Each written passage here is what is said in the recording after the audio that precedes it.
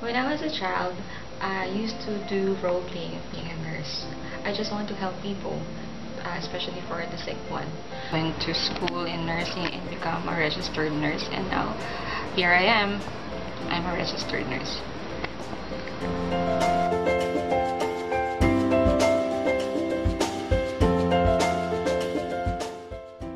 I chose to become a nurse because this is a noble profession. I've always dreamed of becoming a doctor, but because of financial constraints, I chose nursing instead. There is that feeling of elation every time I get to help people and assist them with their needs.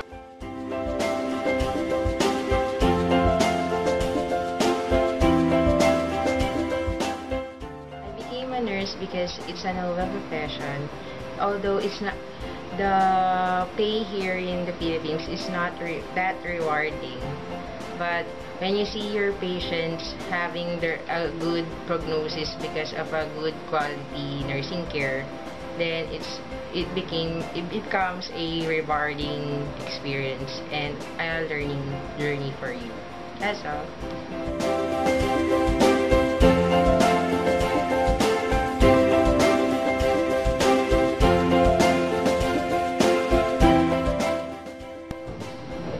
At first, I was afraid, but I was petrified.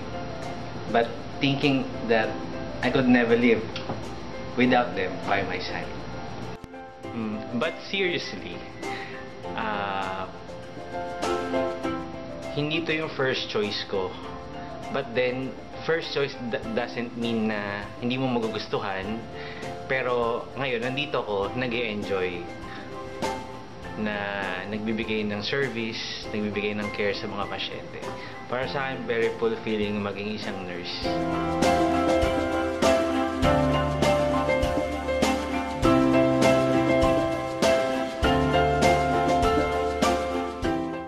Nag-nursing ako kasi ang goal ko is mahanap yung lola ko sa US.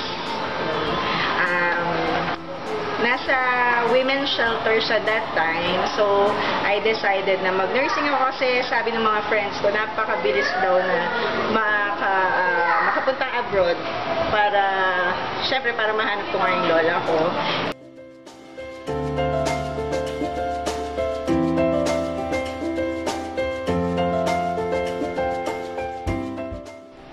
Kasi po yung father ko po dati, diabetic po siya. So, curious ako, gusto ko siya matulungan. Kaya rin ako nag-nurse, saka marami kasi siyang mga sakit. Gusto ko hands-on ako sa papa ko that time. I became a nurse. Actually, I was told by my auntie to take up nursing. And then, nagustuhan ko naman siya. Tapos, saka natatandaan ko din nung high school days, nung pinasulat kami ng mga ambitions namin, yun talaga nilagay ko. I want to be a nurse. Not knowing na yun pala magiging profession ko ngayon. Which is okay naman. Nag-e-enjoy naman ako. It's just simple. I want to help other people, and first of all, I want to help my parents so that I become a nurse. It gives me the fulfillment to show some compassion and care, especially when they are in need. So that's why I become a nurse. I wanted to become a nurse because at first, I think this will be my stepping stone para maging doctor. But eventually, I enjoyed already being a nurse kasi marami na rin akong namimit. Until finally, I realized that being a nurse is one din of my strengths. Dahil dito, napag-combine ko yung wants and needs ko. Nung nasa career na ako, nasa work na ako, nag-work na ako as nurse. So, naranasan ko yung hirap, lahat, masaya, mas lalo na pag nadi-discharge yung patient na nagpapasalamat sa'yo.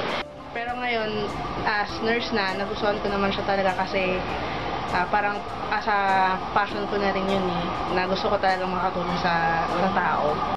Sarap sa puso na nakaka-revive ka ng mga patients, tapos na-appreciate nila yung service mo sa kanila. First, yung needs ko kasi kailangan ko to ay may career growth. wants because I am able to socialize with other people, such as gaining new friends, no, in different patients, in different aspects or hierarchy ng society.